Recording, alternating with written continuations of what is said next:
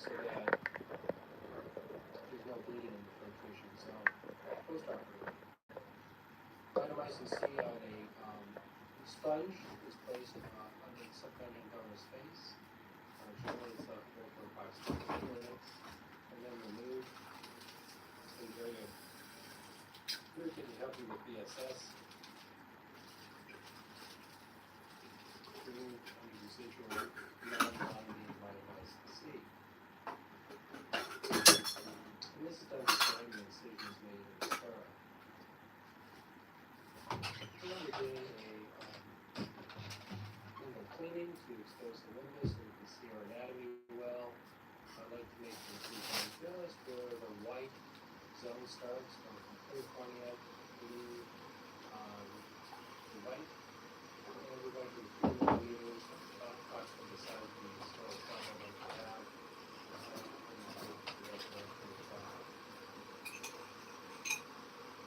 Using a 67 blade in the white zone, just where it starts, past the blue zone, dedicating a linear incision for approximately 3 millimeters. Using a crescent blade, we extend the incision intrascleral past the vascular arcade into the cornea. So this gives us a limbal tunnel. And then using the 2.75 millimeter kiloton blade, we then enter in that pocket made with the crescent blade. This 2.75 blade allows for a nice tight entry with the finger emulsification handpiece. The interchamber is irrigated with lidocaine to defer anesthesia, and then also filled with viscoelastic. This maintains the interchamber depth and also provides some further pupillary dilation. In paracentesis, side port incision made with a sharp blade.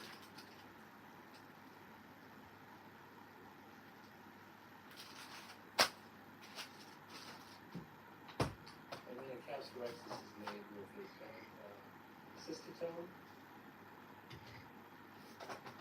And this is usually just rotated around with the cystotome. One could also use a card forceps to carry out the extension of capsulorhexis. Especially if the nucleus is dense or there's pseudo exfoliation with a loose lens, the rhexis should be generous, 4 to 5 millimeters or larger. Many times the limitation is the size of the pupil. I prefer not to extend it blindly, but keep the rhexis constantly in view.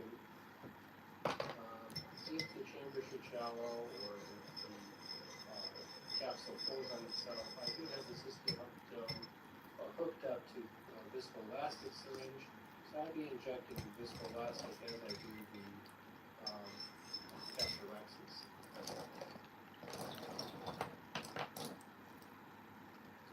This is a part of the procedure that one should be careful with and take your time because it's critical for the rest of the operation doing that well. I like to remove the capsule so that it doesn't get in the way or get lodged somewhere later as the fluid gets around. After dissection is done to loosen up the uterus, and you can see the wave of fluid pass underneath. Dissect them all the way around, and I like to do it on both sides, decompress the fluid as you'll see coming through there. Also inject there to make sure that there's no fluid. Loosening of the nucleus so it can be easily distributed during the finger emulsification. Many glaucomatous eyes, the volume are not particularly strong, so I never try to force the nucleus to spin. If it doesn't go easily, then I'll try some more hyperdissection rather than just trying to push the nucleus around with the sideways. Once it is freely mobile, then replace the interchamber viscoelastic, and then ramp. I typically do a divide and conquer technique, dividing the nucleus into 4 quadrants for easy removal.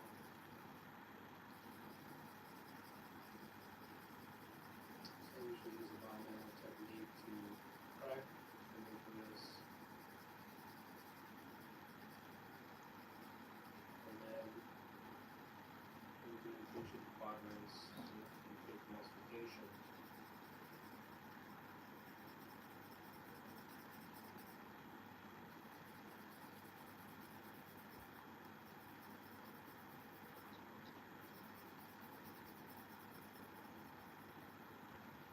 If it feels really dense, then sometimes a second instrument will help re-engage the fragment and perhaps break it up and decide something dense.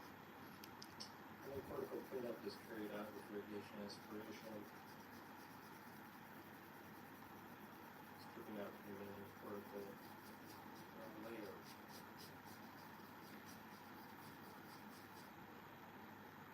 Hello, Justin, Riona.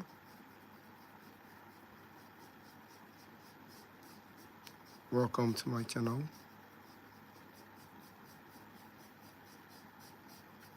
Sometimes it's the subincisional cortex that can be difficult to remove, especially with the smaller rexes. Hope you like my art.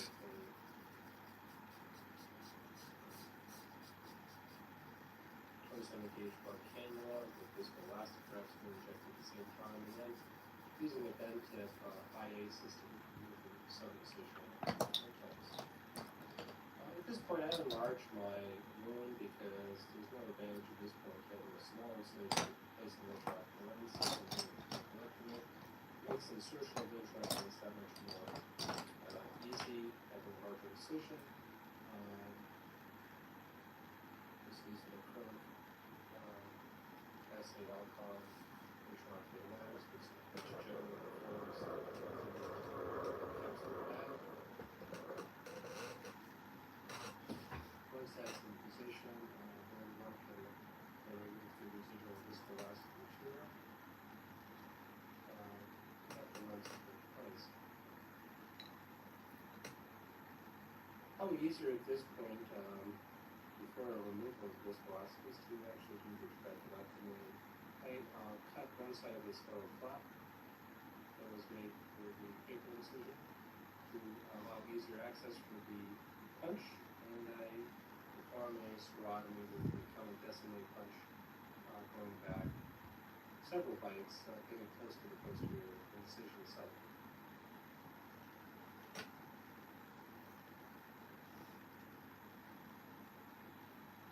And I want to do a peripheroidectomy with these procedures. It seems that the outer stays back pretty well with a reasonably tight closure. We don't make these super leaky.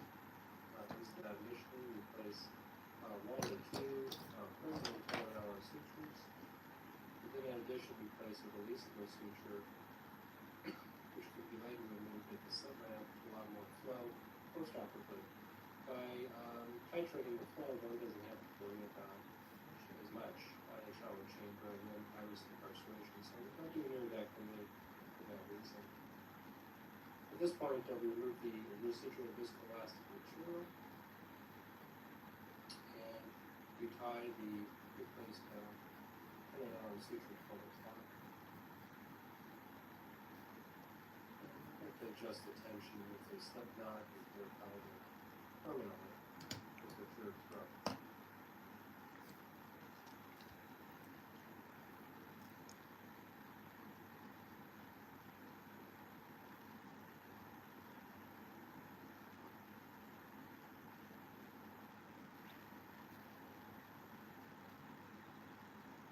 This suture can be cut with a laser if we wanted to increase flow by removing the suture, but that would have to be done with a laser. This next suture that we're going to place is going to restrict outflow at that corner where we made the cut with the bent scissors to allow the flap to come out. There's a good flow in that region, tested there by irrigation through the catheteris's. And here we were going to suture. This is past sclera to scleral flap. These are short to deep bites in the whole tissue. And we will put in here in 3 or 4 throws to lay down the suture and close off the flap at this site. You'll see that there's a loop that will present itself when we lay this down. That loop needs to be as short as possible, as small as possible, because when we try to pull the suture out, it's easier if the loop is small. It's big and may catch on something and break. So I like to leave it tight, but with a small loop. And then we trim the non-needle end off. And then the needle end, we then grasp again and place it over this typical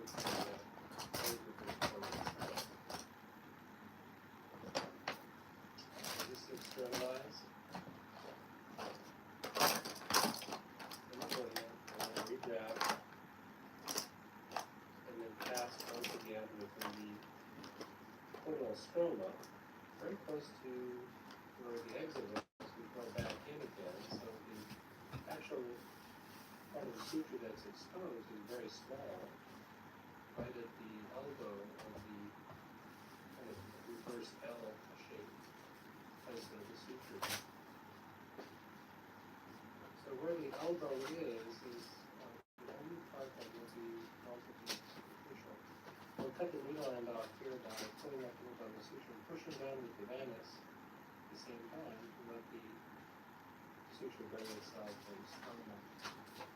Again, the elbow is where we will grab the suture post operatively and pull it to open up the scleral flap region.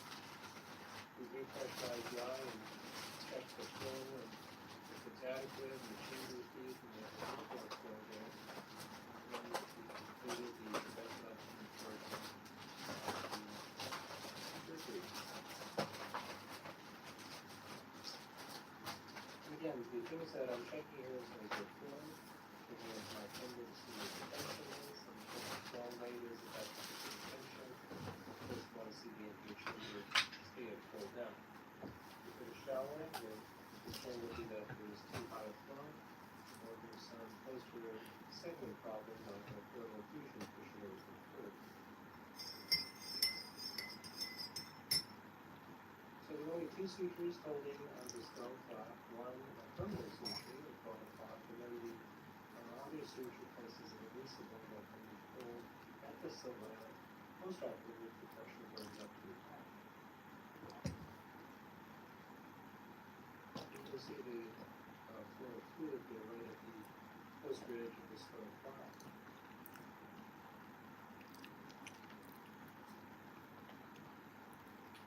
One must be meticulous in closing the conjunctiva and getting a good water type thing. I have now typically done this procedure with interrupted appendage sutures of the wings. Alternatively, one could do with running closure. Some people like running mattress closure, or just running non-locking closure to get conjunctival occlusion of the wings. I find that putting in interrupted sutures of the wings and tying it and burying the knots usually gives a reasonably good type closure in no wound lesion needed for vascular patients. If there is a wound lesion, the conjunctiva is still well opposed and not retracted behind the skull flap. Usually that'll be needful generally close on its own, especially if one tends to have use of steroids. These wing sutures have knots, and if not buried, they are uncomfortable for patients, so I always bury the knot when possible so that the patient doesn't feel frustrated.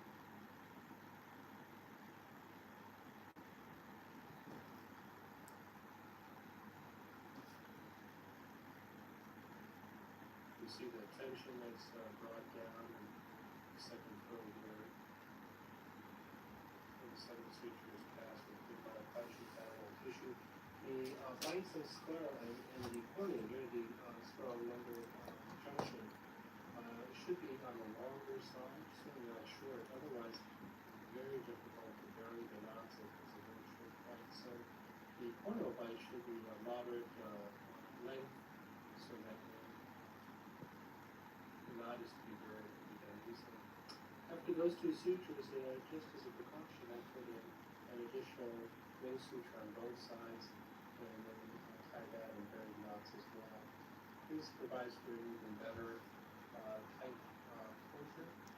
And of course, one of the suture strengths there is to have good closure with the other suture that remains intact. And then finally, I like to place a 12 o'clock suture to provide further support so that the conch does not retract beyond the skull flap region. In other words, if the conjunctiva retracts back to the skull flap edge, now you have direct communication of aqueous with the outside, and those will never close. So it would be a problem that the pressure goes out. So you certainly won't have a filtration mode if the conjunctiva is retracted that far. So the last suture I place here at 12 o'clock is to help anchor the conjunctiva anterior to the skull flap region. You'll find this a slip knot technique, shown here. It's easier to adjust the tension, but also the knot is reasonably small, so it's easier to bury, so that the knot's not exposed.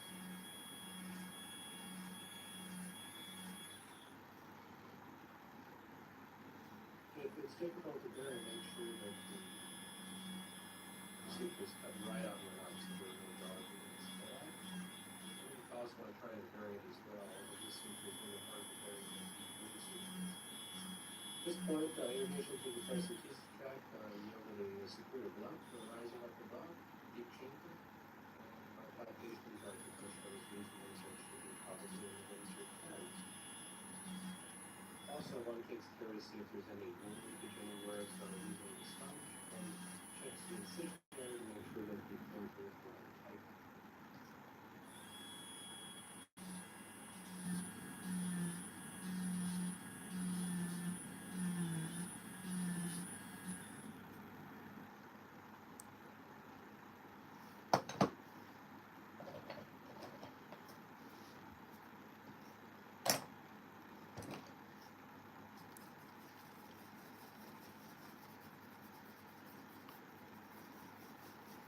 We start with a paracentesis at 9 o'clock. This incision is used to manipulate in the anterior chamber through the capsular rhexis, the hydrodissection, aspiration of cortical material, and the intraocular lens implantation. The next step is to make a second incision at 6 o'clock and place the maintainer.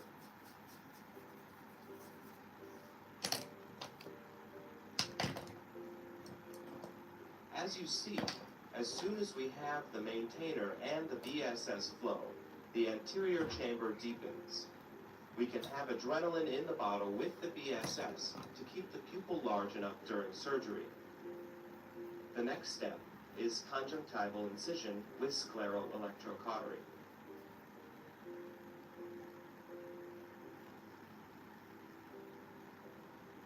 We prefer the frown tunnel incision, which we extend with the diamond knife.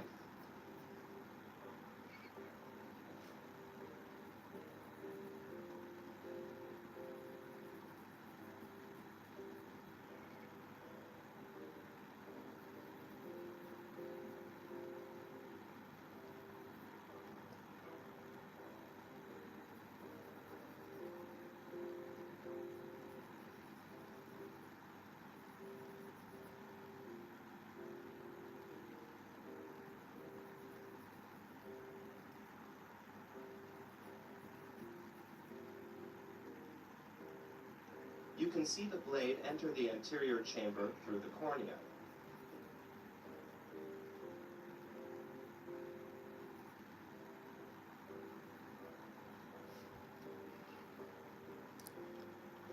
We proceed with capsular rhexis using a 27 gauge needle as a cispatone.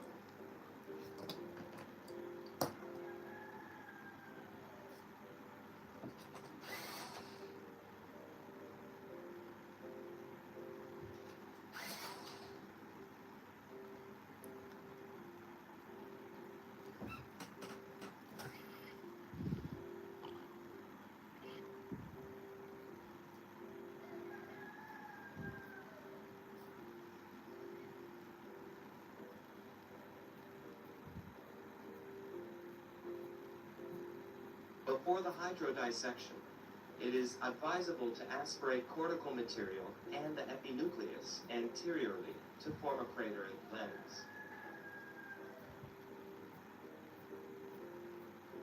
It is good to have the upper part of the nucleus in the anterior chamber, although it is not always necessary to have the whole nucleus in the chamber.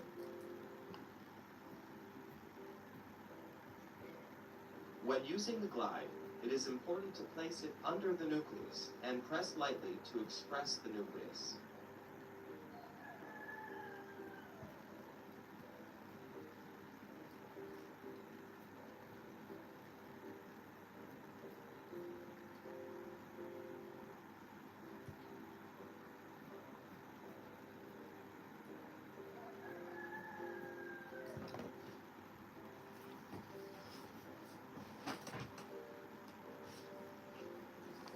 We use the spatula to get as much cortical material out as possible.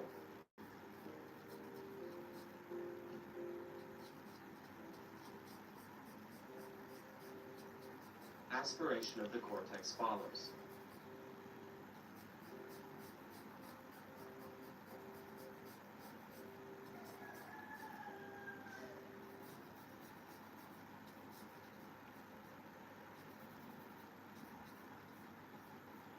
Now you can clearly see the capsular rhexis.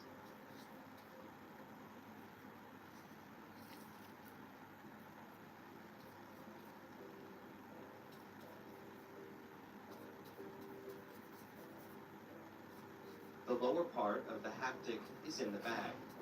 Now, through the 3 o'clock incision, we rotate the lens until it is perfectly centered in the capsular bag.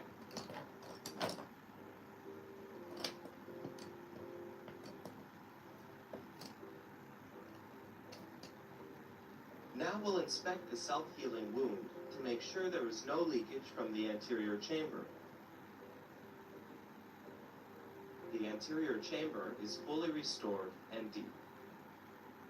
We cauterize to close the conjunctival incision. This is the first day after surgery. The eye is quiet, with hardly any postoperative injection.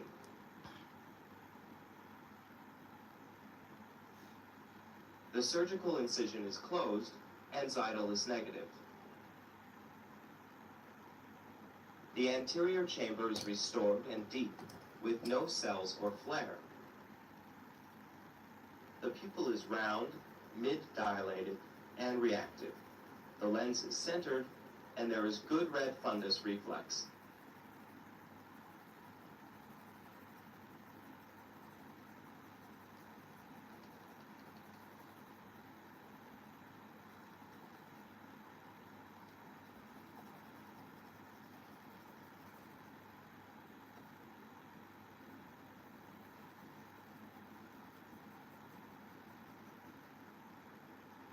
Today's feature is trabeculectomy with mitomycin C. As you notice, there is the corneal bridle suture using 7/0 Vicryl that was pre-placed, and the eye was rotated inferiorly to expose the superior conjunctiva. Measuring about 8 to 10 millimeters posterior to the limbus, a limbus-based peritomy is fashioned using blunt Westcott scissors and Bishop Harmon forceps. As you note, the blades of the scissors are separated on the way out. The incision is cut to about 8 millimeters, separate from the underlying Tenon's fascia. The next step is to incise Tenon's fascia down to clear sclera.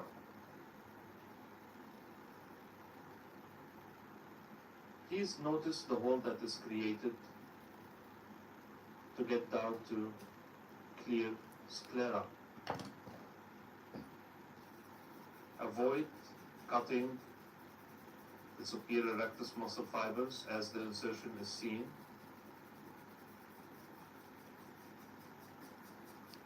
And try to dissect Tenon's capsule away from the muscle fibers.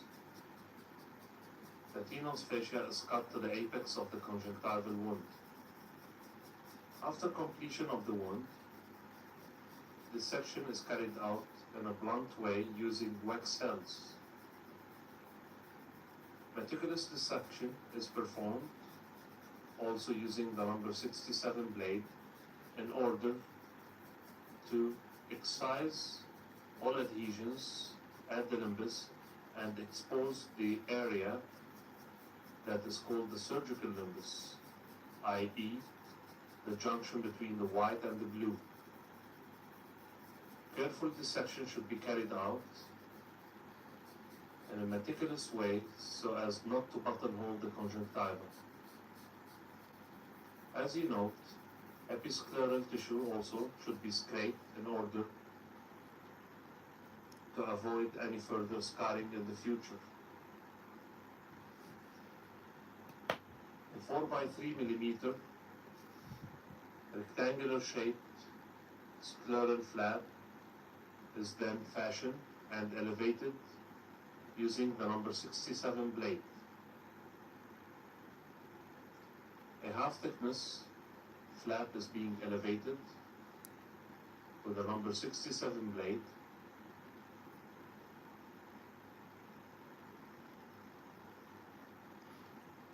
The section is carried out as far onto the limbus until clear cornea is exposed. As you notice here, clear cornea is being exposed and the junction between the white and the blue is clearly demonstrated. The next step is to apply mitomycin C on Wexel plagiates above the scleral flap, soaking the overlying Teno's fascia and making sure to avoid contact with the edges of the conjunctival wound. Following lapse of time, the plagiates are discarded and the area is copiously irrigated with balanced saline solution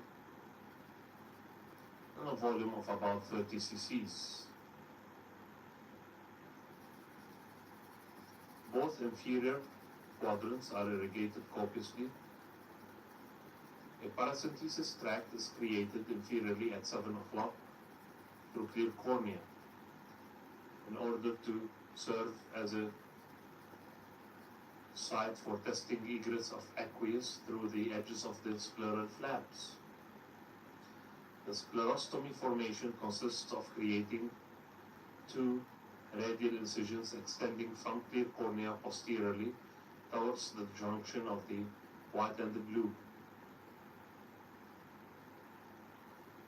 There is an area of overlap between the edges of the scleral flap as well as the edges of the sclerotomy in order to function as a valve. Completion of the sclerostomy is performed using the Vanna scissors and the .12 forceps.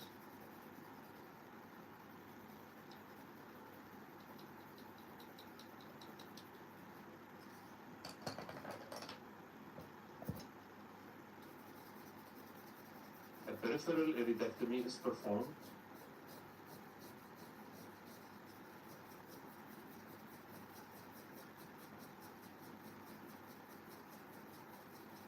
The next step is closure of the scleral flap.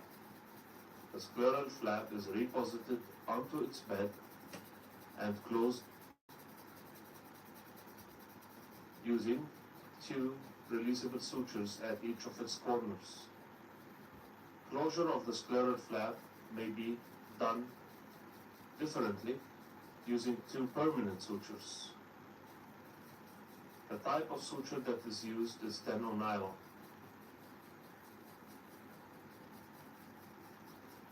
The bow tie has been performed and then the suture is exteriorized onto the cornea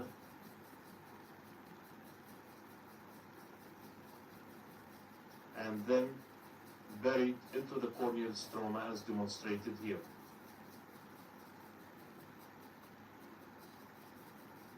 Care is taken to cut the suture flush with the cornea to avoid irritation. Any blood clots should be removed, and copious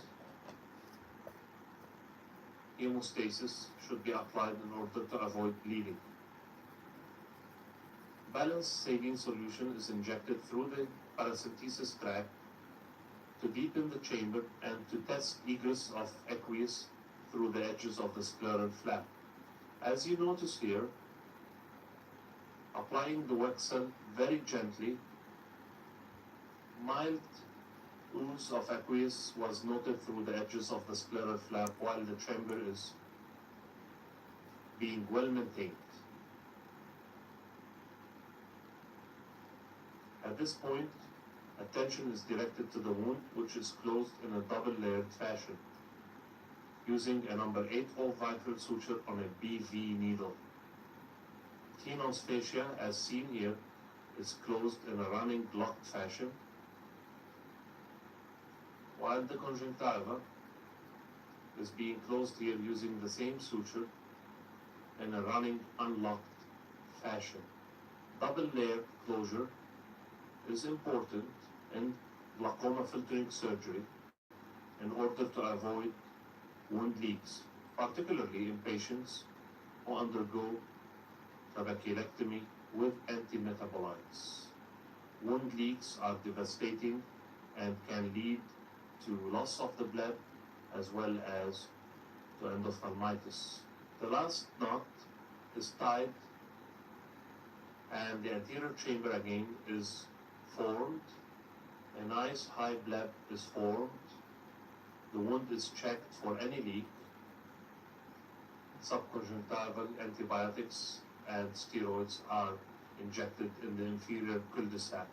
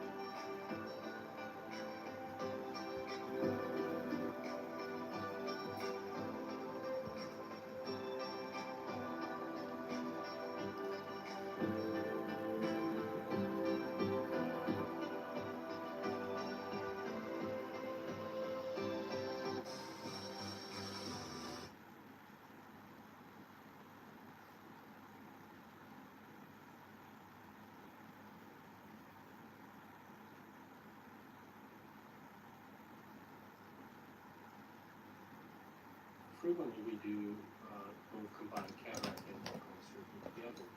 And for this approach, I like to put in a superior rectus bridal suture using a fluoro silk with a vascular tapered needle. I place topical anesthesia, but then also subconjunctival preservative-free 1% lidocaines injected superiorly at the site of the proposed surgery. This is especially helpful not only for anesthesia, but in reoperations and promoting any areas of scarring.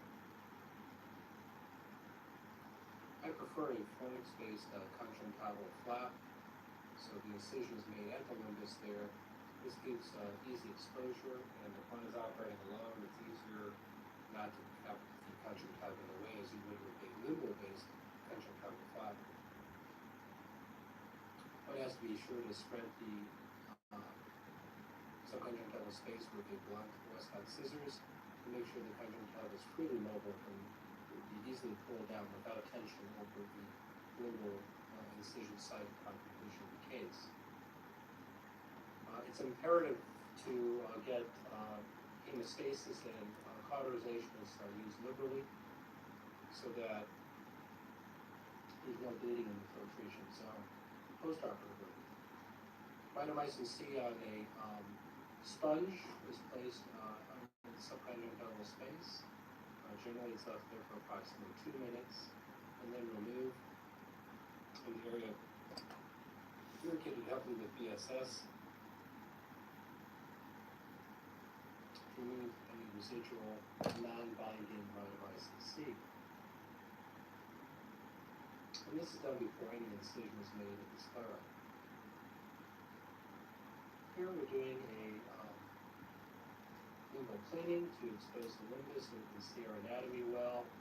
I like to make an incision just where the white zone starts, going from clear cornea, blue to white. And we measure 3 millimeters. That's about approximately the size of the scrotal flap I'd like to have when we create the trabeculectomy flap. Using a 67 blade in the white zone, just where it starts, past the blue zone, make a linear incision for approximately 3 millimeters. Using a crescent blade, we extend the incision intrascromal past the vascular arcade in the clear cornea.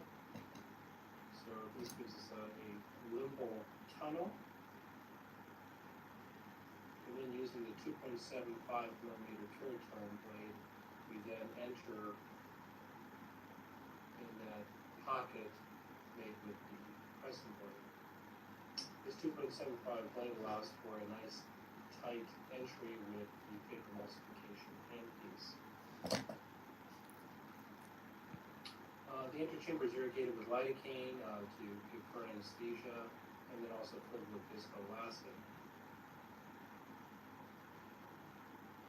This maintains the anterior chamber depth and also provides some liquid pupillary dilation. A paracentesis side port incision made with a sharp blade.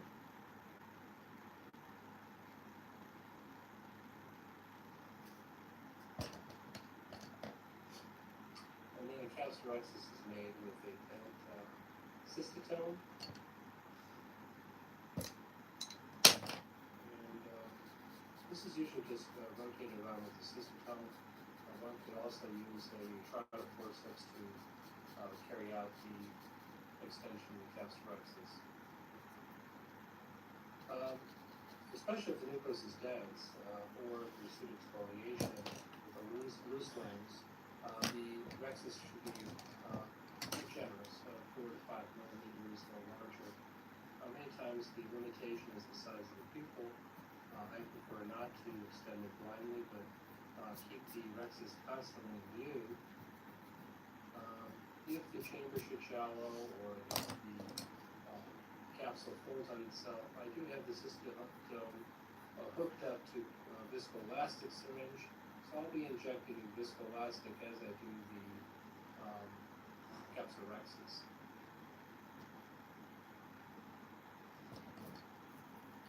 This is a part of the procedure that one should be careful with and take your time because it's critical for the rest of the operation being that well. I like to remove the capsule so that it doesn't get in the way or get lodged somewhere later as the fluid gets around. After dissection is done to loosen up the nucleus, and you can see the wave of fluid pass underneath. Dissection all the way around, and I like to do it on both sides, decompress the fluids we'll see coming through here. Also inject it to make sure that we have a good loosening of the nucleus so it can be easily rotated during the emulsification. Many glaucomatous eyes, the zonules are not particularly strong, so I never try to force the nucleus to spin. If it doesn't go easily, then I'll try some more hyperdissection rather than just trying to push the nucleus around with zonules. Once it is pretty mobile, then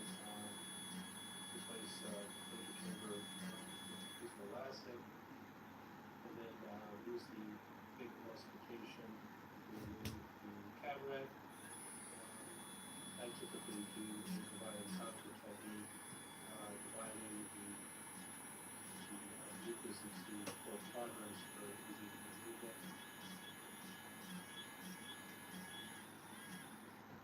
So I usually use a line movement technique to crack. So we do this. And then we do each of the quadrants with the big multiplication.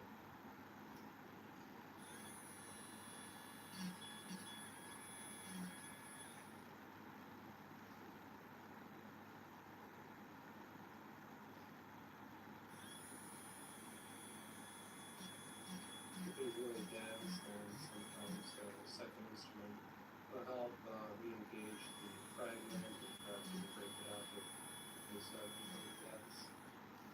And then critical cleanup is carried out with irrigation aspiration, stripping out the remaining cortical layer.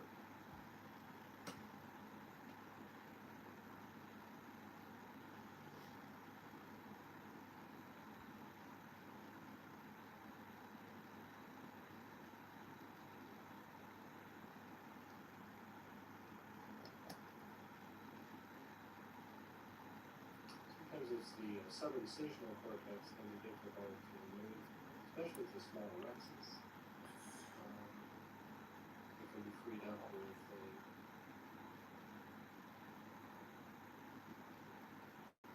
27 gauge butter cannula with viscoelastic rex being injected at the same time, and then using a bend tip IA system to remove the subincisional cortex. At this point, I enlarged my wound because there's no advantage at this point having a small incision as an intraocular lens since I'm doing a trachelectomy. Makes insertion of intraocular lens that much more easy, having a larger incision. This is an acrylic SA Alcon intraocular lens, which gently unfolds within the capsular bag. Once that's in position, then one can remove the residual viscoelastic material after the lens is in place. Probably easier at this point, before removal of viscoelastic, is to remove the trachelectomy.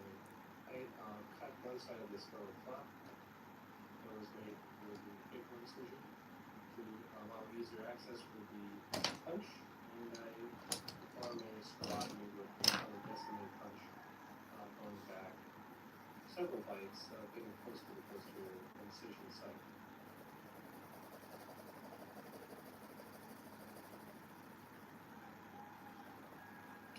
And I love to do a peripheroidectomy with these procedures.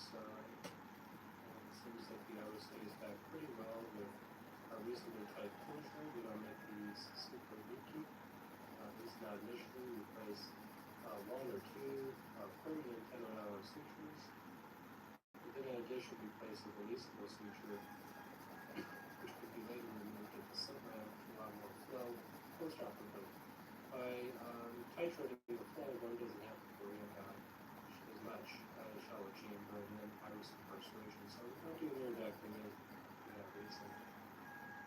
At this point, we remove the residual viscoelastic material, and we tie the pre-placed inner suture for the top. Okay, adjust the tension with the slip knot before tying permanently with the third throat.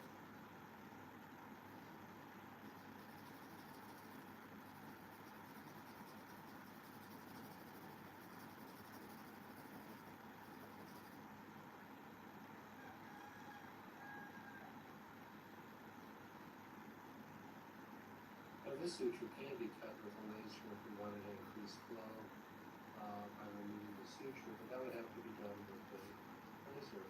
This next suture that we're going to place is going to restrict out that corner where we made the cut with the bent scissors to allow the flap to come out. There's a good flow in that region, tested there by irrigation for the first 2 cases. And here we're going to place a releasable suture. This is past sclera to scleral flap. These are short but deep bites of the whole tissue.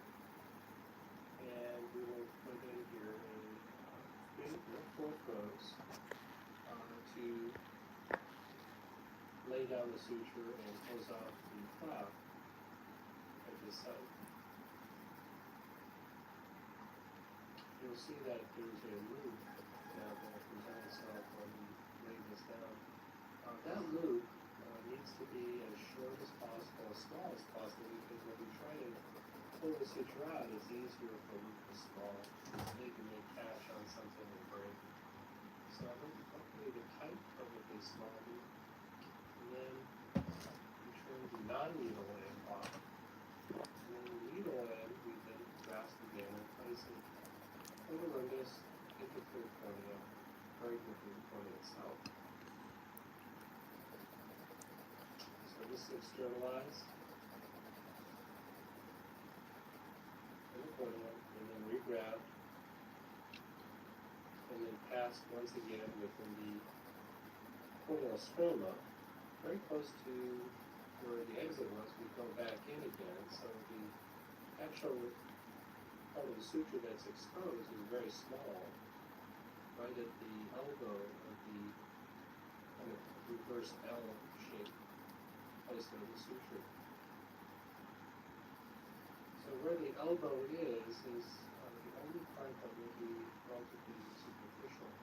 We'll cut the needle end off here by pulling up a little bit of the suture and pushing down with the Vannis at the same time. You can let the suture bury itself in the sternum. Again, the elbow is where we will grab the suture postoperatively and pull it to open up the skull flap region. We repressurize the eye and check the flow, and if it's adequate and the chamber is deep and we have a little bit of flow there, and then we've completed the trabeculectomy portion of the surgery. Again, the things that I'm checking here is your flow, checking with my finger to see what the tension is, and what the flow rate is at that particular tension. And of course, we want to see the anterior chamber stay at full depth. With a shower, the concern would be that there is too high a flow, or there's some posterior segment problem like a pleural effusion pushing everything through. So there are only two sutures holding the skull flap. One. Hello guys, welcome to my YouTube channel. Can you guess who I'm drawing? Leave it in the comments. If you're watching and you like my art, kindly leave some likes and subscribe. It helps a lot.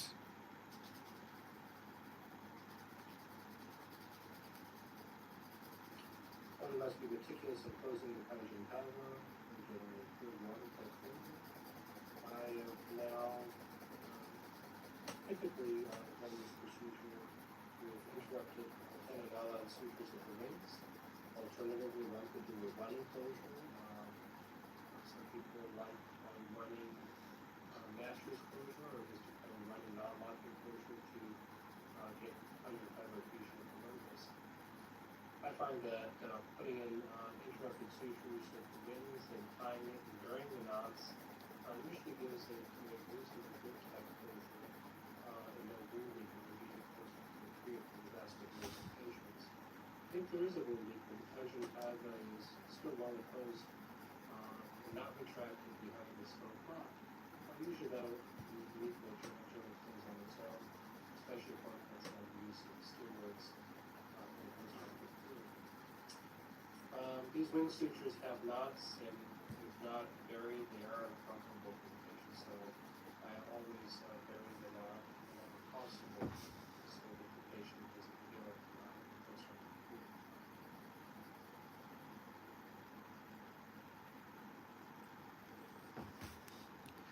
So I'm just building up the first layer You see the tension with the forehead.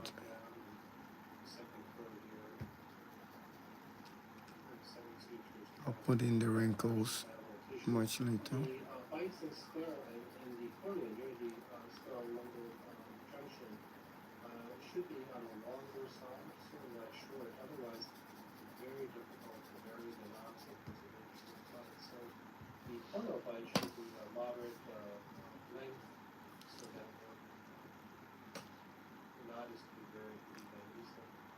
after those two sutures, just as a precaution, I'll put an additional wing suture on both sides and then tie that in braid knots as well.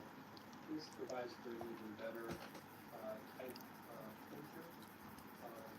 And of course, if one of the sutures breaks, then we still have good closure with the other suture that remains intact.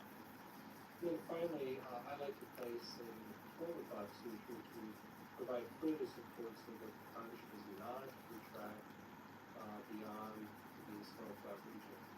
In other words, if the conch and feather retract back to the scroll flap edge, now you have direct communication of aqueous with the outside, and those will never close, or if they do, it would be a problem that the pressure gets too high. So you certainly won't have a filtration bubble for conch and feather retracting far. So the last suture I place with a double clock is to help anchor the conch and feather into the skull flap region. And if one uses a slip knot technique shown here, it's easier to adjust the tension, but also the knot is reasonably small, so it's easier to vary so the knot's not exposed.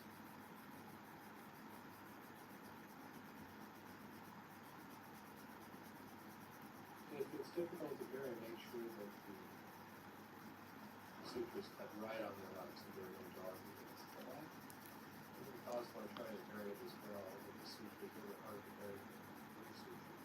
At this point, irrigation through the paracentesis tract yielded a superior blunt rising up above deep chamber. By palpation, the potential is reasonably judged to be probably in the range of 10. Also, one takes care to see if there's any wound leakage anywhere, so using the sponge, one checks the incision area to make sure that the closure is well tight.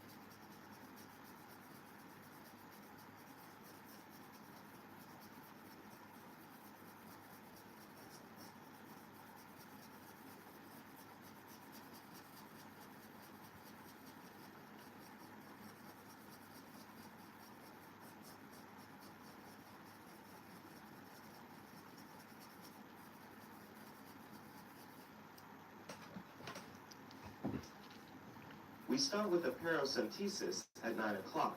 This incision is used to manipulate in the anterior chamber, do the capsular rhexis, the hydrodissection, aspiration of cortical material, and the intraocular lens implantation. The next step is to make a second incision at 6 o'clock and place the maintainer.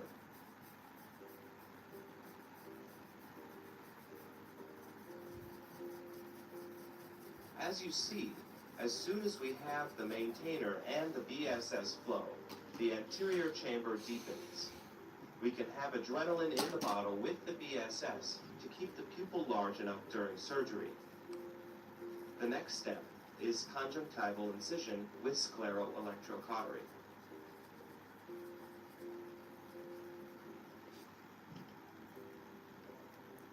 We prefer the frown tunnel incision, which we extend with the diamond knife.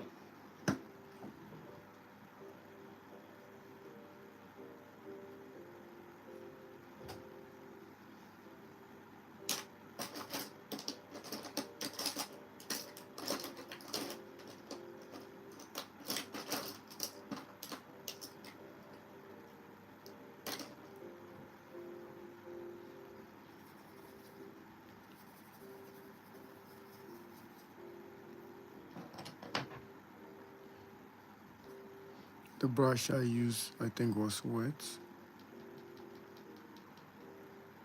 You can see the blade enter the anterior chamber through the cornea.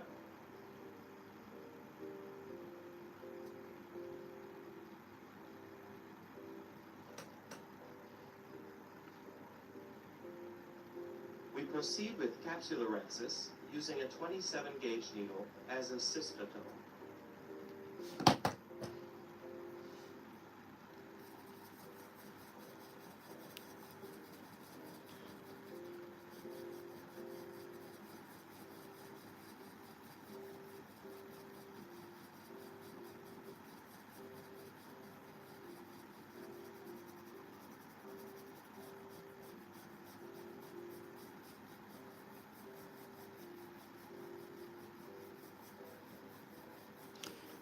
Keep blending in circular form. Before the hydrodissection, it is advisable to aspirate cortical material and the epinucleus anteriorly to form a cratering lens. It is good to have the upper part of the nucleus in the anterior chamber, although it is not always necessary to have the whole nucleus in the chamber.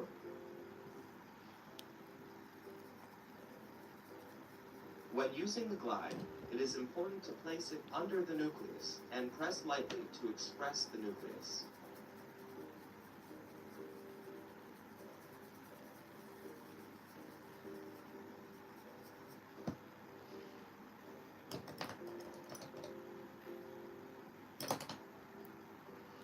Hello, Speed.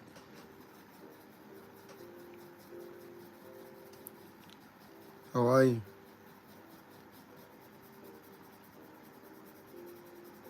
We use Welcome the back. spatula to get as much cortical material out as possible.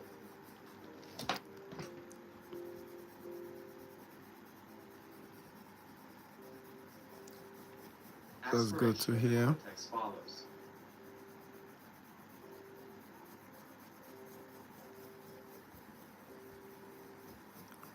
What's the time at your place?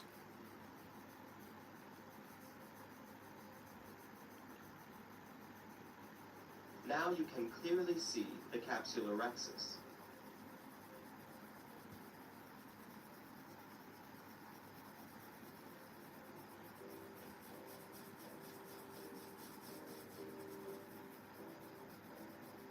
The lower part of the haptic is in the bag. Now, through the 3 o'clock incision, we rotate the lens until it is perfectly centered in the capsular bag.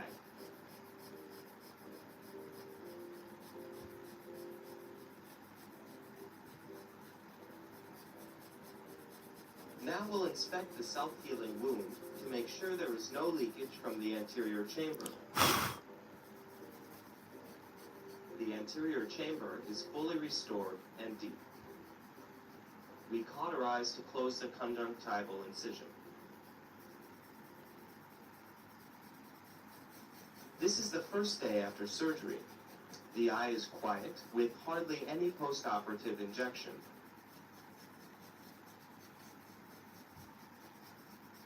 The surgical incision is closed, and Zydal is negative. How was your day today? The anterior chamber is restored and deep, with no cells or flare. The pupil is round, mid-dilated, and reactive. The lens is centered, and there is good red fundus reflex.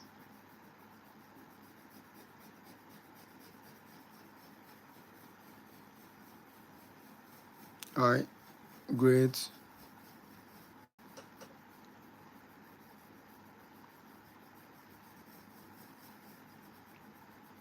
You didn't answer my previous question though. What's the time at your place? Today's feature is trabeculectomy with mitomycin C. As you notice, there is the corneal bridal suture using 7/0 Vicryl that was pre-placed, and the eye was rotated inferiorly to expose the superior conjunctiva.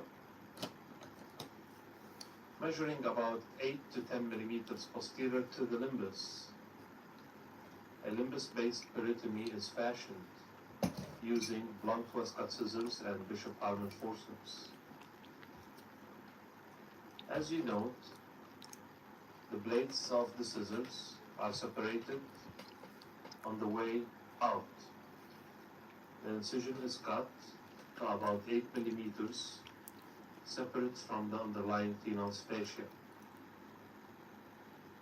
The next step is to incise Tenon's fascia down to clear sclera.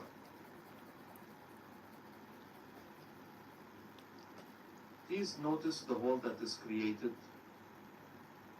to get down to clear sclera. Avoid cutting the superior rectus muscle fibers as the insertion is seen.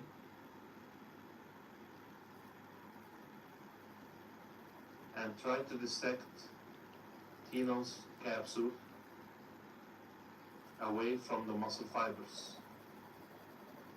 The Tenon's fascia is cut to the apex of the conjunctival wound. After completion of the wound, this section is carried out in a blunt way using wax cells. Meticulous dissection is performed also using the number 67 blade in order to excise all adhesions at the limbus and expose the area that is called the surgical limbus, i.e. the junction between the white and the blue. Careful dissection should be carried out in a meticulous way so as not to buttonhole the conjunctiva. As you note, episcleral tissue also should be scraped in order to avoid any further scarring in the future.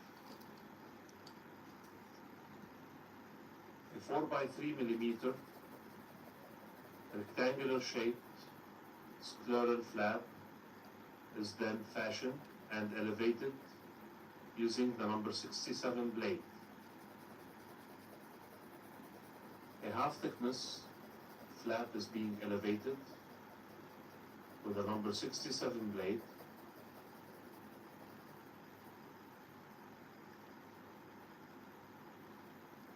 The section is carried out as far onto the limbus until clear cornea is exposed. As you notice here, clear cornea is being exposed and the junction between the white and the blue is clearly demonstrated. The next step is to apply mitomycin C on Wexel pledgets above the scleral flap, soaking the overlying Tenon's fascia and making Thank sure you, to Logan. avoid contact How are you? with the edges of the conjunctival wound.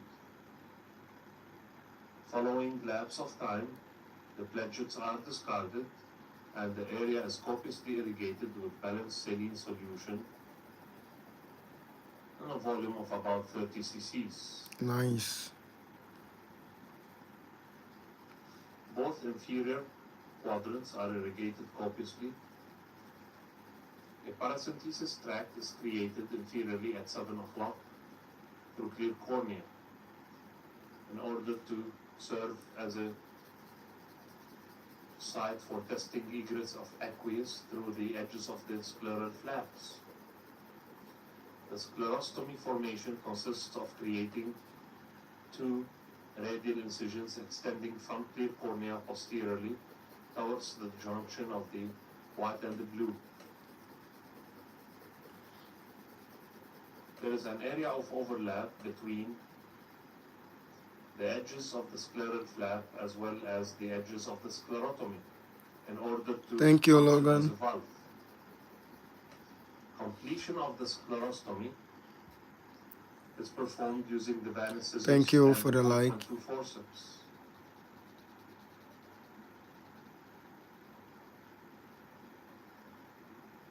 And thank you for staying.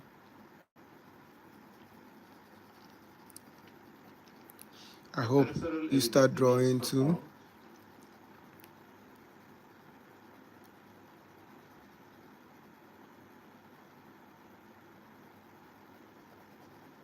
The next step is closure of the scleral flap. The scleral flap is reposited onto its bed and closed using 2 releasable sutures at each of its corners. Closure of the scleral flap may be done differently using 2 permanent sutures. The type of suture that is used is steno nylon.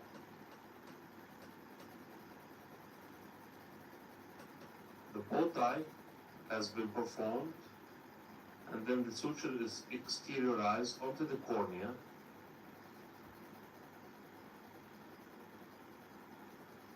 and then buried into the corneal stroma as demonstrated here.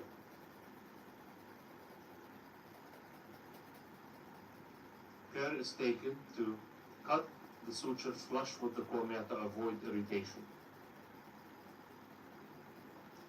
Any blood clots should be removed,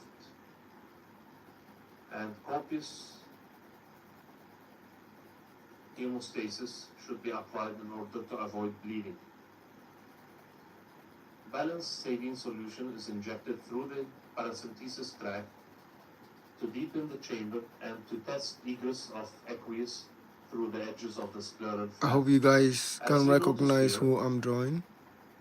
applying the wet cell very gently, mild ooze of aqueous was noted through the edges of the scleral flap while the chamber is being well maintained. Well, I At might. this point, attention is directed to the wound, which is closed No, in that's a not the double-layered rock. fashion, using a number 8 vicral suture on a BV needle. Tenon's fascia, as seen here, is closed in a running blocked fashion, I get that he's bowed too, while but the then that's not the conjunctiva rock. is being closed here using the same suture in a running unlocked fashion. Double-layered closure is important in glaucoma filtering surgery in order to avoid wound leaks, particularly in patients who undergo trabeculectomy with antimetabolites. I like that you guys Wound guess who I'm leaks are drawing. devastating and can lead to loss of the blood as well as to endophthalmitis. Or maybe when I'm The done last with the, knot is tied when I'm done past the nose, and the maybe you anterior guys chamber can again recognize is who I'm drawing. formed. A nice high bleb is formed. The wound is checked for any leak. Subconjunctival Maybe it's too early. antibiotics and steroids are Or maybe you don't know injected him. in the inferior cul-de-sac.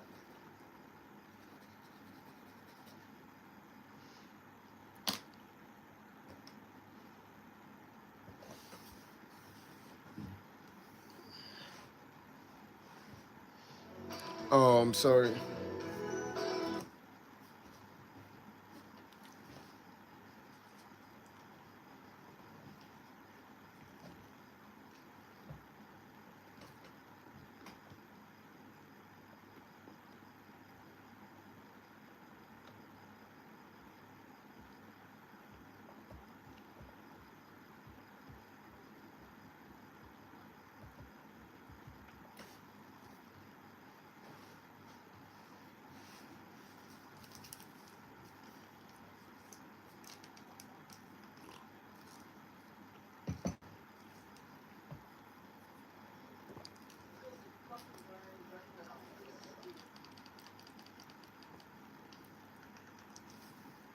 All the other candidates who have declared or will declare likely, why would anyone, why?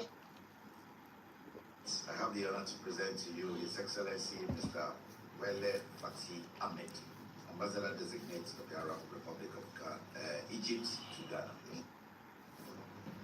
I have the honor to present to Your Excellency the letters by which His Excellency the President of Egypt accredited me as an ambassador extraordinary to the Republic of Ghana. At the same time, I have the honor to present the letters of recall of my predecessor. Thank you. You're welcome. Good. Please. At least you tried. It's not the rock though. I'm thinking of drawing the rock very soon.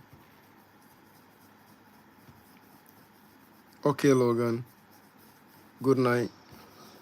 Thank you very much. Let me warmly welcome you to your second home, because the relations between Ghana and Egypt are historic and long-standing, from the friendship between our first president, Dr. Kwame Nkrumah, and Bye. Have a good night. Aside from that, you are in-laws. Our first president's wife, Fatia, lived here. And that's why I said you're welcome home, because she lived in this premises. The house is just at the back there. And your predecessor has been working very hard to bring that relationship even closer. And I know that you'll be able to continue it. It's culminated in a phone call between President Sisi and I, and we expressed the interest to increase the relationship between Egypt and Ghana, and we discussed Egyptian investments into Ghana by the Egyptian private sectors, and so that was a very good discussion. We met again on the sidelines of the African Union, and we had a very good discussion, and that resulted in our sending a delegation from our defense industry to Egypt, because we know Egypt has built a very strong defense industrial base, and we want to collaborate so that we can replicate what Egypt has done here in Ghana. And so the delegation went. The visit was very successful. They came back very inspired, and we already have the Defense Industrial Holding Company, and so we signed an MOU of cooperation, and we're expecting a delegation to come from Egypt to finalize and identify the areas in which we're going to build that cooperation. And so that has gone very well. And we share the same values with Egypt, and so we believe that the platform exists for us to be able to build that relationship even more. There are a few Egyptian companies working in Ghana in the energy space, especially with electricity and other areas like that. And so we want to expand that. We know that Egypt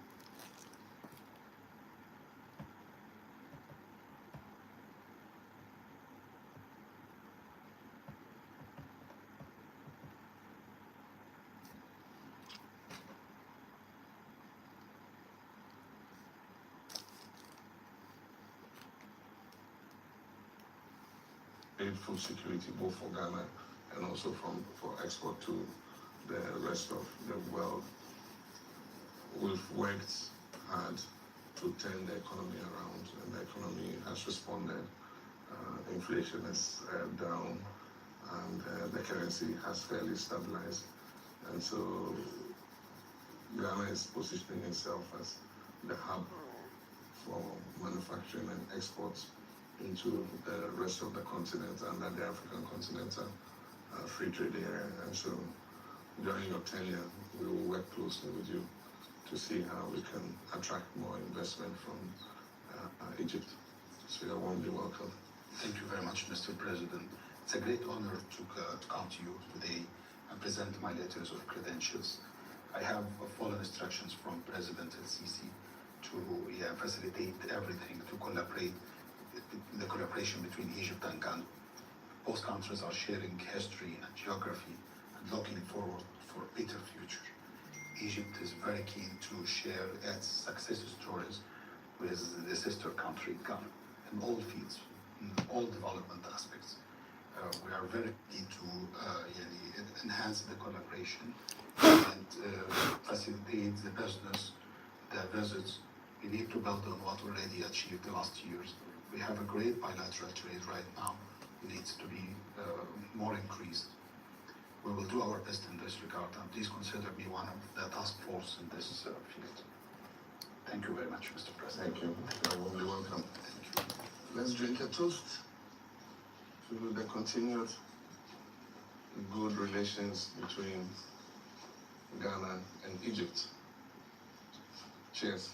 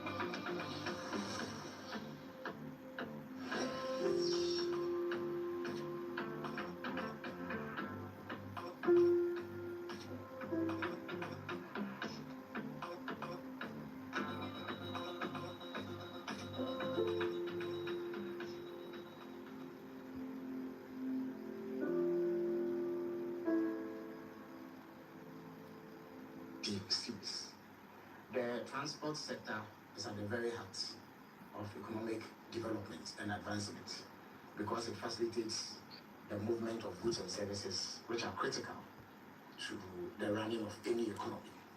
For that reason, President Mahama has particular focus on developing the sector and its various subsectors. So, at the beginning of his tenure, he nominated the Honorable Joseph Boakari to serve as Transport Minister. And in the last 6 to 7 months, he has been at the forefront of implementing President Mahama's vision in the transport sector. Today, he is here to give an account of his stewardship and what exactly has been done in those months to advance the course of the reset agenda in relation to the transport sector. So I will not waste any more of your time. I would invite the Honorable Joseph Boakari to the microphone to give us a presentation on happenings and developments in the sector, after which he will take questions from members of the media present. Honorable Minister, the microphone is yours.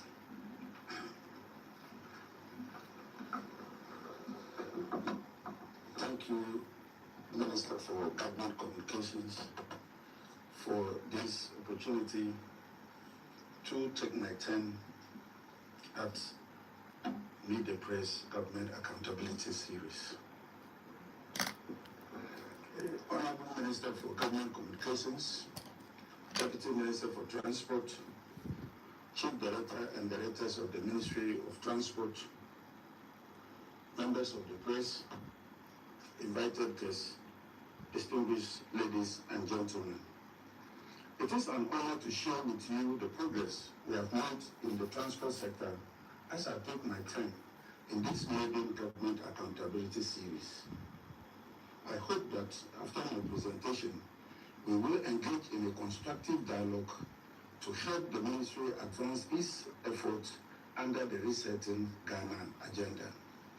Ladies and gentlemen, the Ministry of Transport, as you may be aware, oversees all modes of transport in Ghana, whilst the Ministry of Roads and Highways is responsible for maintaining and developing road infrastructure.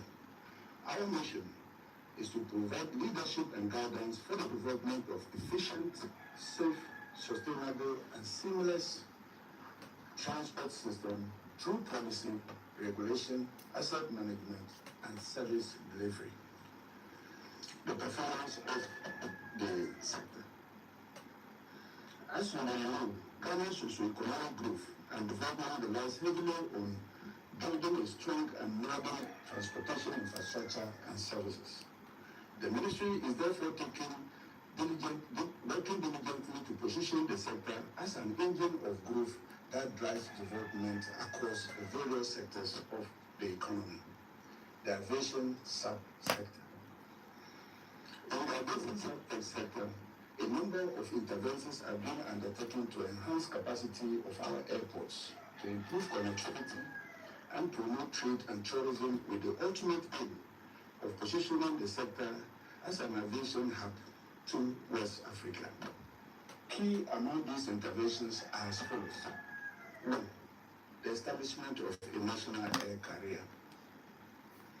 In fulfillment of His Excellency John Dramani Mahama's pledge to re-establish a national airline, I inaugurated a 10-member task force to oversee this initiative. The task force has developed a work plan and submitted an inception report, and an interim report is expected soon, focusing on finalizing the business model and operational framework. Repurposing of Terminal 2 at Kotoka International Airport. In response to increasing passenger traffic and congestion at Terminal 3 of the Kotoka International Airport, Ghana Airport Company had developed a plan to convert Terminal 2 into a dual-purpose facility that supports both domestic and international flights. This initiative aims to optimize infrastructure, enhance capacity, operational efficiency, and improve passenger experience. 3. Car park services at Kotoka International Airport Terminal 3.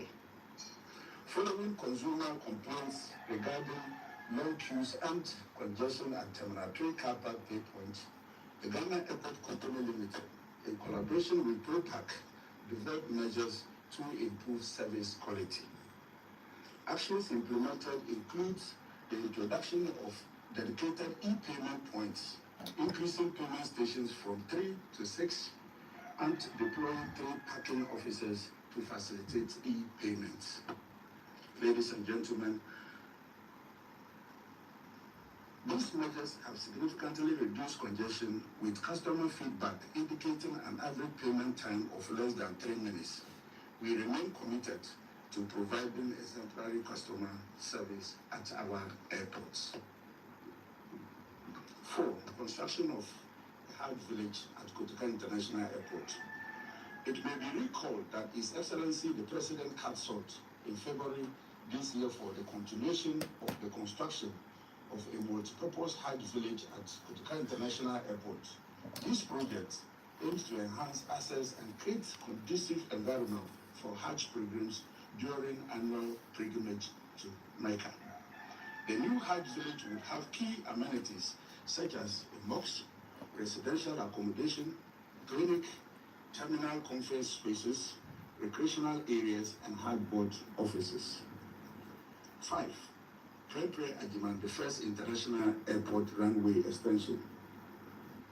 Following the completion of a new terminal building at the Prempeh Ajiman, the first international airport, the runway, which currently measures 1,981 meters in length, is being extended to 2,320 meters to accommodate medium-sized aircrafts and facilitate international flight operations. The project is 90% complete and it is expected to be completed by end of this year. Additionally, night operations have been extended at Prempeh Ajiman, the first international airport, from 8 p.m. to 11 p.m. and at Tamale International Airport from 6 p.m. to 10 p.m., supporting government 24-hour economic policy and enhancing passenger convenience. 6. Development of Bolgatanga Airport. Following President Mahama's directives, steps are being taken to develop a modern airport in Bolgatanga in the Upper East region. The airport will accommodate jet crafts, serving as a key gateway to the Upper East region and boosting important sectors including trade, tourism, and mining. Currently, studies and site assessment are underway to support the implementation of this project. 7. Development of an MRO and establishment of Aviation Training Academy at Ho Airport. To revive the Ho Airport through a public-private partnership and transform it into a hub for aviation training and aircraft maintenance, a 10-acre site within the airport has been allocated for this development. The first phase involved establishing a pilot training academy and offers internationally certified programs for aspiring pilots in the West Africa sub-region. The second phase will develop an MRO facility to support the maintenance of domestic and regional aircraft. This initiative aligns with government's broader plan to leverage regional airports and diversify Ghana's aviation sector. Honorable Minister for Government Communications, members of the press, Air Traffic Control Tower. Air Traffic Control Tower is vital for ensuring airport safety and securing national airspace. The existing ATC tower at Kotoka International Airport, which predates Ghana's independence, is outdated and faces operational challenges. Despite remedial efforts by the Ghana Civil Aviation Authority, these issues persist, underscoring the need for a new state-of-the-art tower. The construction is ongoing and currently at 20% complete. The new facility will feature a visual control room, approach radar room, technical equipment room, and operations room, among others. 9. Advanced passenger information and passenger name record systems. To enhance the collection and verification and analysis of passenger data at the airport, His Excellency the President officially inaugurated Advanced Passenger Information and Passenger Name Record Systems on Monday, 4th August 2025. This strategic initiative aims to enhance the data, enhance and detect known criminals or terrorists at our facilities. The high-quality data between aircraft and law enforcement agencies, and also this system will enable a timely identification of high-risk passengers and enable the security agencies deal with such issues. The development of this system has been completed successfully and almost all the airlines integrated onto the platform. Distinguished ladies and gentlemen, the maritime inland water subsector.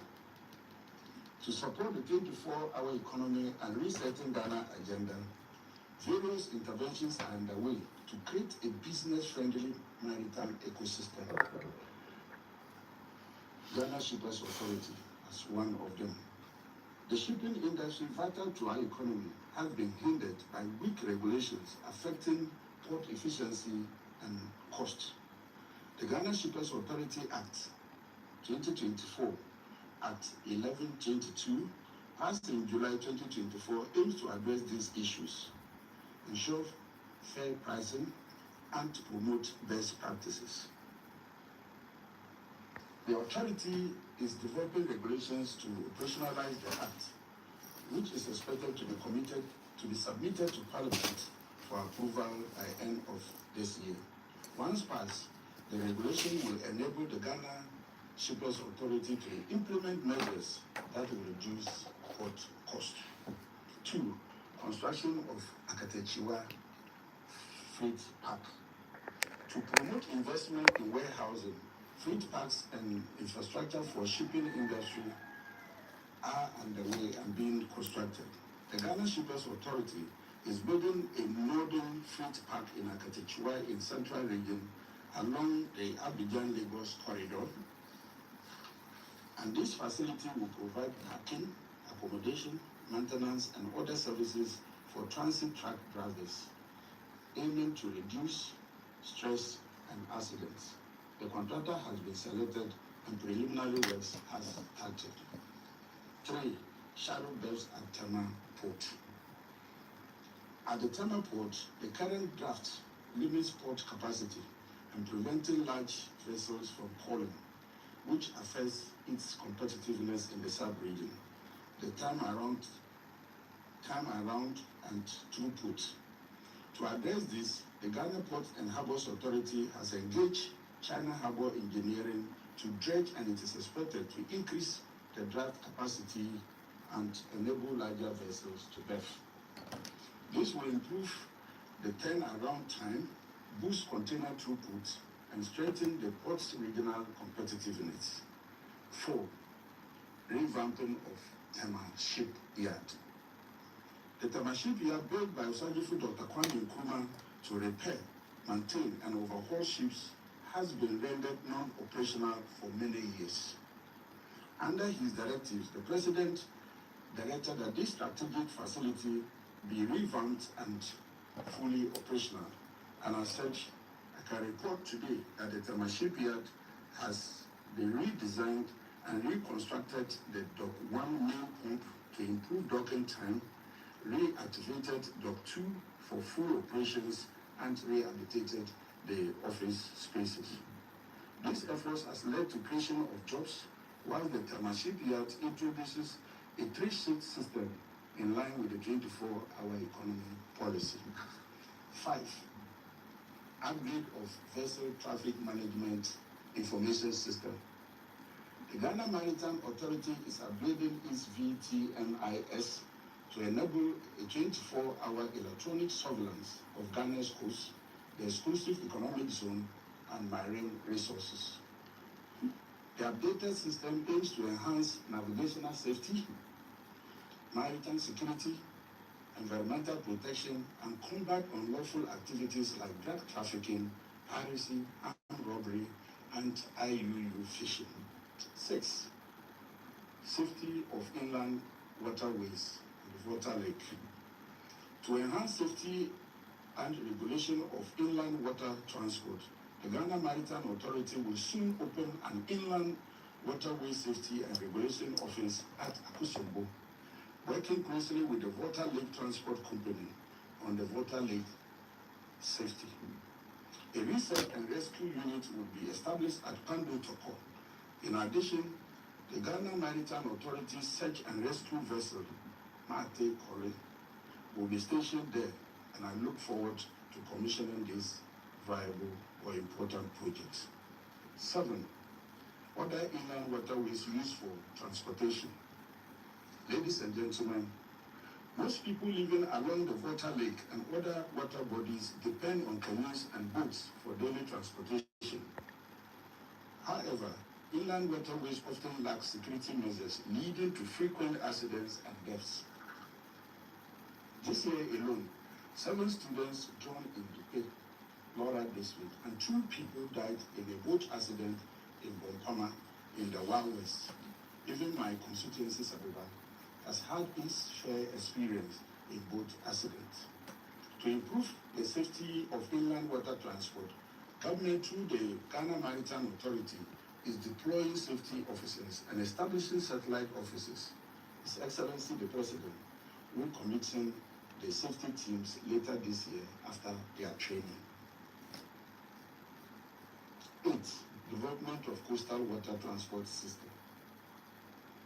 As part of President Mohammed's vision to develop a coastal water transport system to complement the existing road transport system, we are commissioning a feasibility studies to explore the potential in the private sector in the coastal water transport system.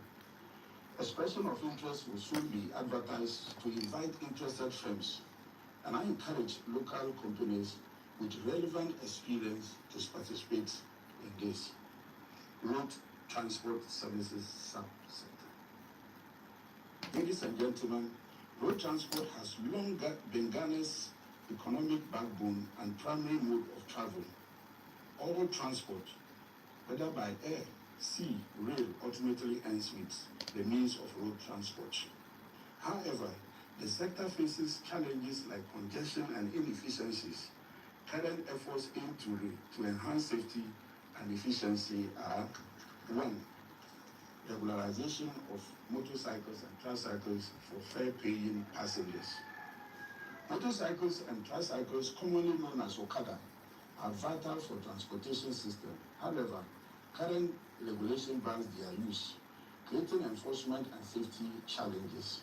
To establish a robust regulatory framework, the ministry has begun processes to amend the Road Traffic Act 2004, Act 683, and the Road Traffic Regulations 2012, LI 2180. Stakeholder consultations have been completed, and the proposed amendments have been approved by Cabinet to be laid in Parliament when they pass. 2. Reduction in transport public fares.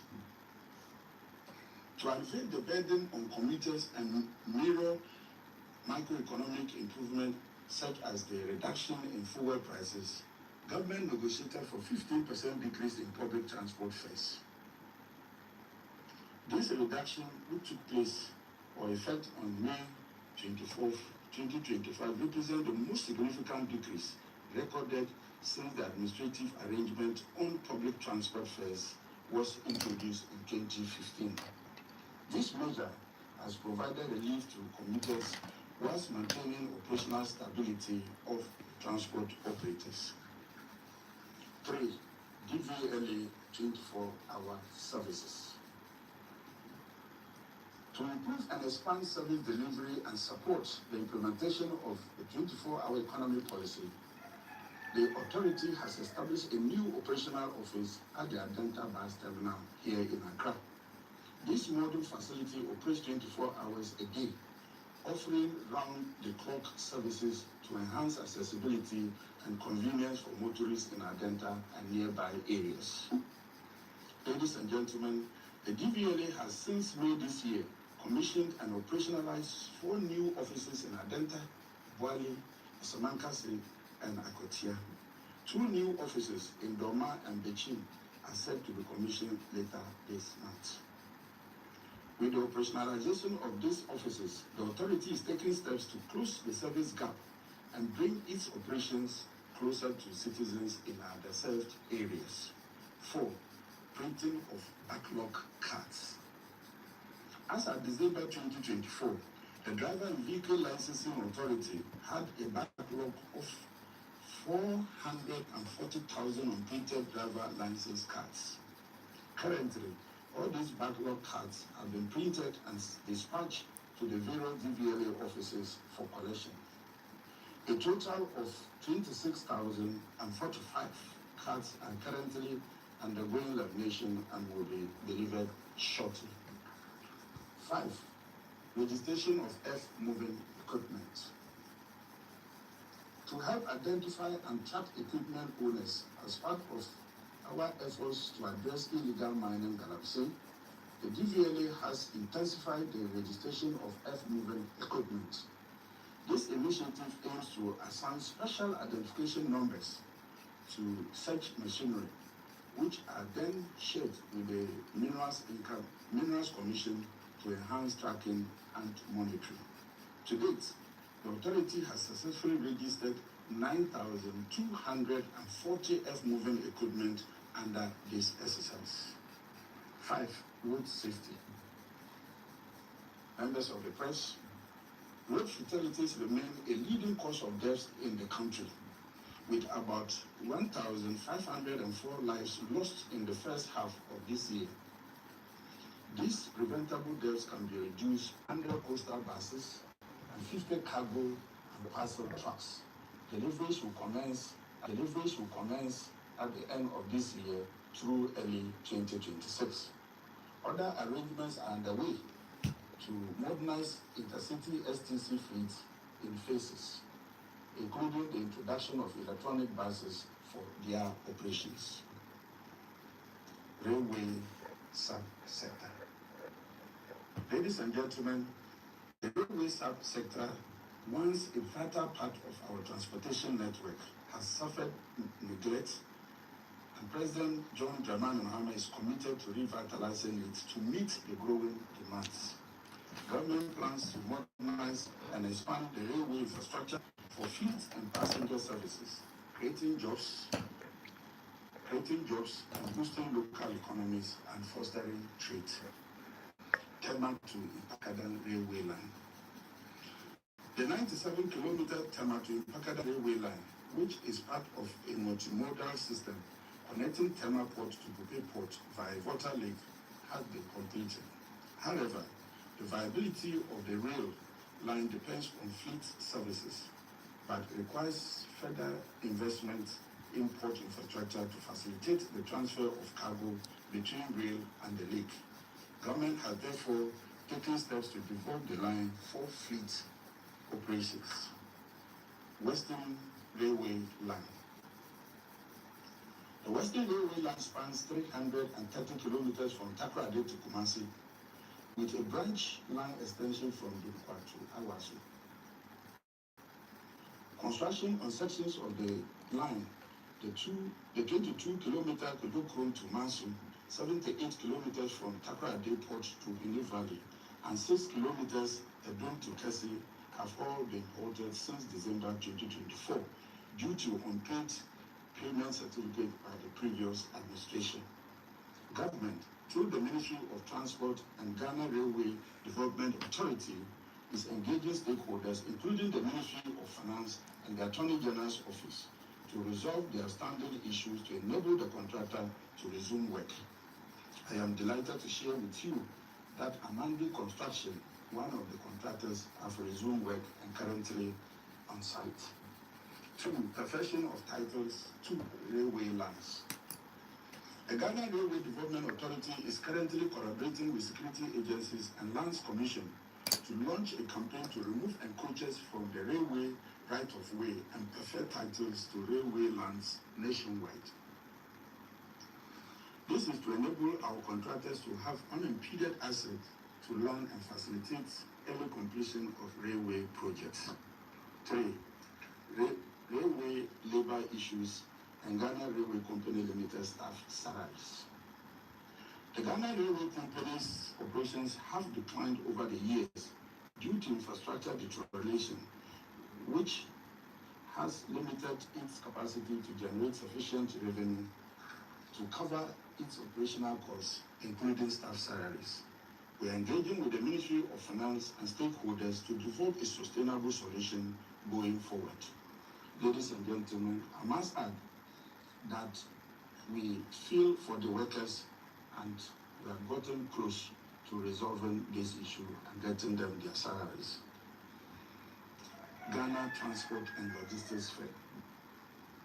Honorable Minister for Government Communications, Deputy Minister for Transport, the Ministry of Transport will be hosting the first ever Ghana Transport and Logistics Fair, scheduled to take place at the World Trade Center in Accra from the 22nd to 24th of this month. This fair marks an important milestone in our collective efforts to shape the future of transport and logistics in Ghana.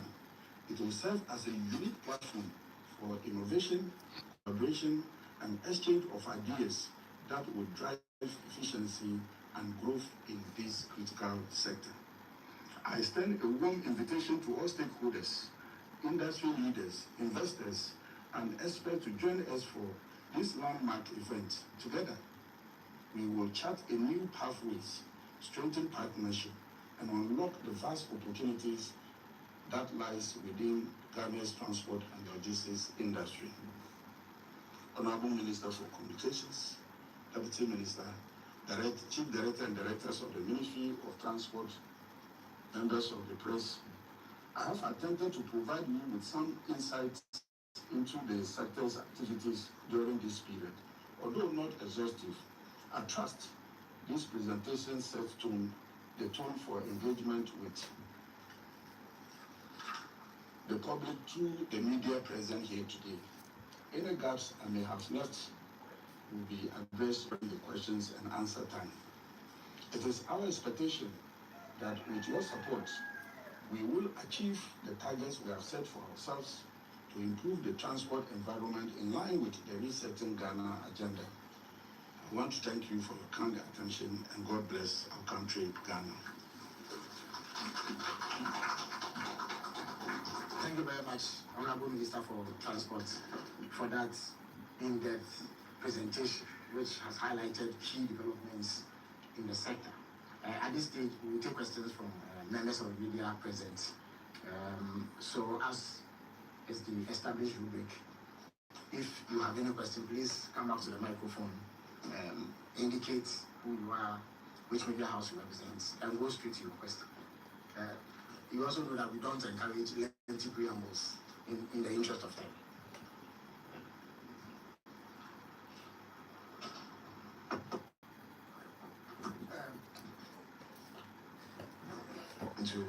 Thank you. My name is Julius, and I report for the